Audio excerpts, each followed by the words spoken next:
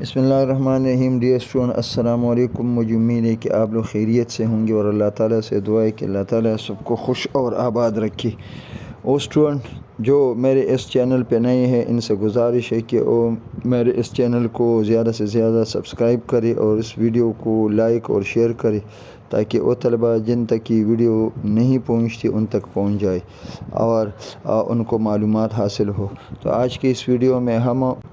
شاعر محسن کاکوری کی نظم نعت شریف کی آخری شعر اس کی تشریح کریں گے اور اس کے ساتھ ہماری یہ ویڈیو کا یہ سلسلہ یہ مکمل ہو جائے گا۔ تو آخری شعر ہے جو اس نظم کا مقطع ہے۔ اس میں شاعر کہتے ہیں: صف محشر میں تیرے ساتھ ہو تیرا مداح، صف محشر میں تیرے ساتھ ہو تیرا مداح، ہاتھ میں ہو یہی مستانہ قصیدہ یہ غزل۔ ڈیئر اسٹوڈنٹ،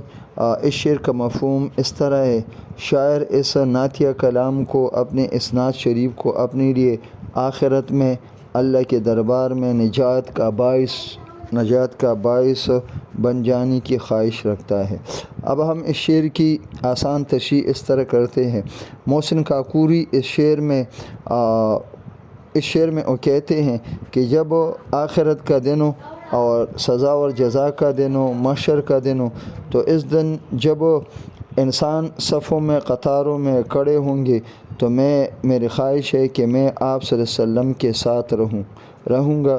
اور ہاتھ میں تیری تعریف میں لکھا ہوا یہ قصیدہ یہ غزل ہوگا جس میں آپ صلی اللہ علیہ وسلم کے ساتھ عقیدت و محبت کا اظہار میں نے کیا ہے۔ یعنی شاعر اپنی اس خواہش کا اظہار کر رہے ہیں کہ اے نبی صلی اللہ علیہ وآلہ وسلم کہ قیامت کے دن جب ہر طرف نفسی کا دور ہوگا اور ہر شخص اپنے اعمال کے لیے جواب دہ ہوگا، اس دوران ہر بندہ اس شخص کے ساتھ کھڑا ہوگا جس کے ساتھ دنیا میں عقیدت رکھتا ہے۔ تو میں یعنی تیری تعریف کرنے والے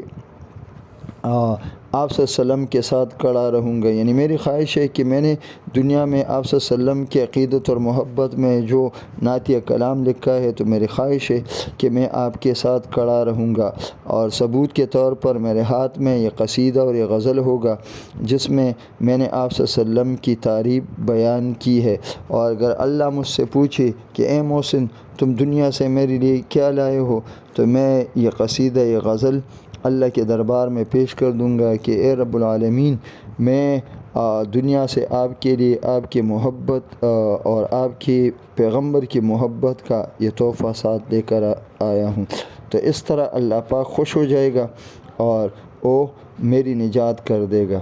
تو ڈیئر اسٹوڈنٹ، مجھے امید ہے کہ آج کی مختصر ویڈیو آپ کو پسند آئے گی اور آپ اس سے زیادہ فائدہ اٹھائیں گے۔ انشاءاللہ اگلی ویڈیو میں ہم آپ سے پھر